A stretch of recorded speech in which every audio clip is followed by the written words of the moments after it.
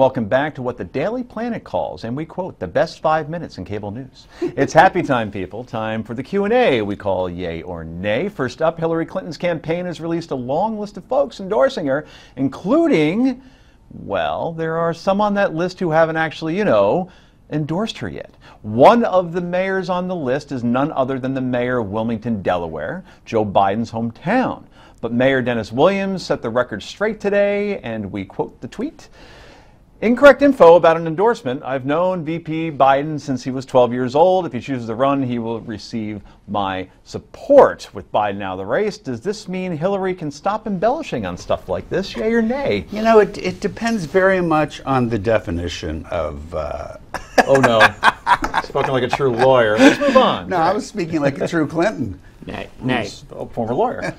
You're a nay on that. She won't have to resort to this sort of thing anymore. Oh, I mean, she's going to continue to parse words for as long as she's in politics. Do you think she becomes more risk-adverse now? Not risk-adverse, but risk-adverse. We all are that. In terms of the way she was in the beginning of the campaign when she thought, well, now I could just cruise. I think that she can get away with it because nobody else in their right mind is going to endorse Bernie Sanders, and we've just run Jim Webb out of the Democrat Party. So. But to be fair, she's had 2 really awesome weeks. If she kills it tomorrow at the Benghazi hearings, if she does, I mean, that's maybe the 2 best weeks of political comeback. Definitely the best 8 days of her campaign have been since the debate up until the Biden announcement. Yeah. And but even with Biden not in the race, Sanders clearly forced her left in that debate. I mean, Sanders would get applause, and then Hillary would try to one-up her, Sanders. Yeah. Oh my God, presidents going left and then running to the middle in the campaign. I've never heard of such. I have a feeling we'll be saying 3 words when the general comes. Etch a sketch. Anyway, next up,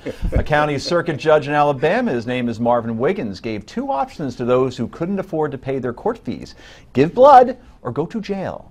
Well, the Southern Poverty Law Center didn't like that very much and filed an ethics complaint against said judge for what they call a, quote, violation of bodily integrity.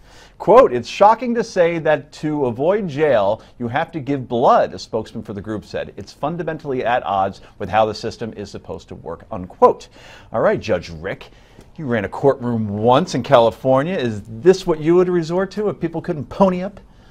I thought it was a great idea. I'm usually with the Southern blah, blah, blah. Poverty. Blah, yeah. Blah. Yeah. But you know what? I thought that was terrific. It makes sense. I'm with the judge. People benefit. Yeah. If the other option is jail, I mean, you might as well. Right. You don't want to give blood, go to jail. I mean, right. So the question is, was there something else on the table before that, or that could have been something else? And it's like, well, he could have, picked up trash or given blood or gone to jail, and they took trash off. If the guy says there's something wrong with my blood or I can't do that, that would be different. Right. But giving blood got me through college, so we're talking about it. Finally tonight, in honor of Back to the Future Day, was one of the most iconoclastic movie characters of the 1980s, Biff Tanner of the Back to the Future trilogy, based on Donald Trump. Take a look at part 2 and you'll make the call. Yay or nay. Look at that. Now, they're saying that Biff's hair that was the sequel, that was part 2, was based on Trump, and he's always had the same kind of hair. So, here's your question. Were you secretly rooting for Biff to ultimately beat Marty and the McFlys? And more importantly, should Trump be honored to be compared to such a legend? Yay or nay?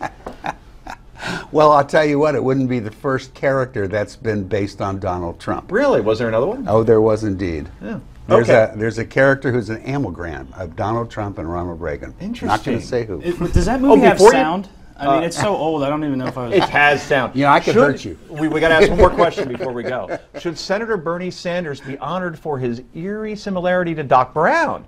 Look at that. Oh, yeah. Right? That was played by the guy from Taxi, Christopher Knight? No, Christopher... oh, boy. You guys aren't going to know because you were born in the 1990s. Christopher Lloyd. Christopher Lloyd. That's right. The difference is the scientist has a peripheral understanding of mathematics, I'm sure, whereas Bernie Sanders is so untethered from reality. He also looks like young Frankenstein.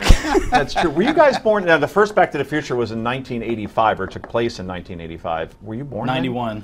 You were born in 91? 89. I graduated high school in 89. Oh my goodness! Well, that's our show tonight on this depressing note. God. Thank you to our co-host Rick Unger and our panel Gray Zach. Thanks so much for joining us. Steve Malzberg's show. That's next. Thanks for having me.